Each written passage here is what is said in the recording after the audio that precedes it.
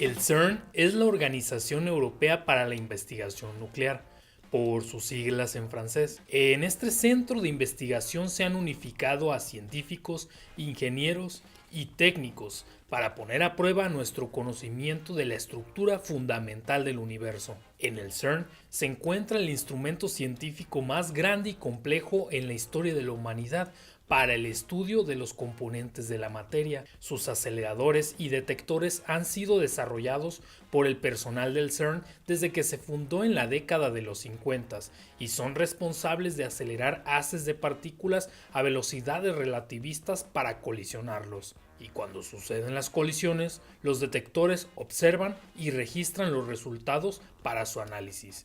¿Por qué?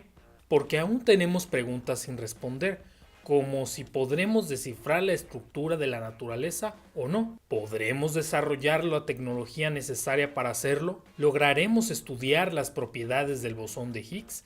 Aquí te lo contamos. El CERN se sitúa en la frontera franco-suiza, cerca de la ciudad de Ginebra, con una colaboración que supera la veintena de países como Estados miembros y con una participación internacional que incluye a múltiples países de América Latina.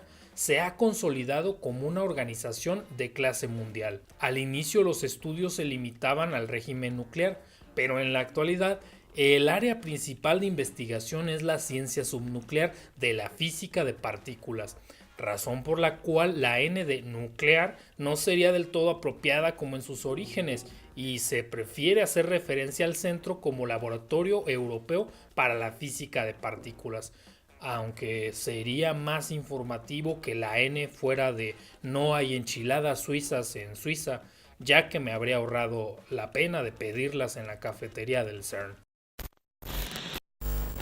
Las colisiones se obtienen mediante un proceso tecnológico complejo en el cual se inyectan partículas de baja energía a los anillos del acelerador en condiciones de ultra vacío, donde se forman los haces de partículas que han de colisionar, guiados por medio de campos magnéticos, enfocándolos y compactándolos en cúmulos, perdiendo continuamente una fracción de energía por medio de radiación sincrotrón, la cual es compensada en promedio con campos eléctricos alternantes producidos en estructuras posiblemente compuestas de múltiples cavidades conductoras o superconductoras. El complejo de aceleración CERN hospeda el gran colisionador de hadrones, donde podemos encontrarnos con el bosón de Higgs del modelo estándar, quarks, leptones, sus antipartículas, con todo el potencial zoológico de partículas por descubrir, donde el lema es: si la vida te da leptones,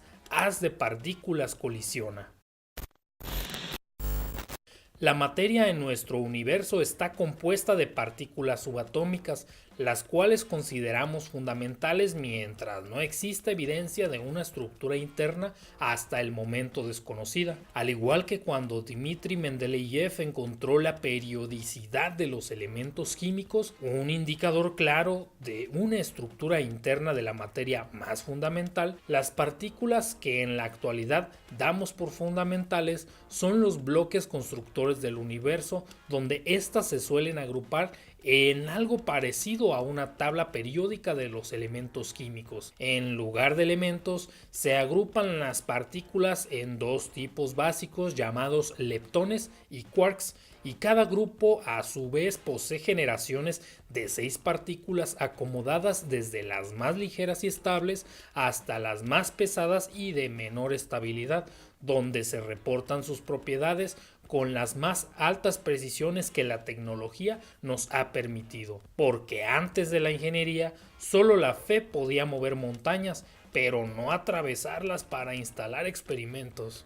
El modelo estándar de la física es la teoría más precisa para describir el mundo microscópico, unificando las fuerzas electromagnética, fuerte y débil, 3 de las 4 fuerzas fundamentales conocidas en la naturaleza, en un único cuadro, donde la fuerza gravitacional no se incluye, al menos no por el momento. Estas fuerzas son el resultado del intercambio de partículas no materiales llamadas bosones, a través de las cuales las partículas materiales intercambian energía. Los bosones de la interacción electromagnética son los fotones, los de la interacción nuclear fuerte son los gluones, los de la interacción nuclear débil, que sí son masivos, son los bosones W+, W- y Z, mientras que para la gravedad, en teoría, sería el gravitón, que por el momento nuestra tecnología no nos ha permitido detectarlo ni nuestras teorías unificarlo junto al modelo estándar. Bueno, y decían que físicamente nunca podría trabajar con modelos. El Gran Colisionador de Hadrones, con sus 27 kilómetros de circunferencia, es el acelerador de partículas más grande del mundo en la actualidad. Ubicado a un centenar de metros bajo tierra en un túnel, una obra de ingeniería definitivamente que no se construyó en 16 meses con una cuchara. Un desarrollo tecnológico que desde sus precursores nos ha favorecido no solo al responder las preguntas de los grandes cuestionamientos sobre la naturaleza, sino que a la par nos ha favorecido con la creación de nuevas tecnologías como la Triple W, inventada por el científico Tim Berners-Lee en 1989. La historia continúa con el High Luminosity LHC, diseñado para superar la luminosidad al menos en un factor de 10, con la posibilidad de la construcción de un sucesor.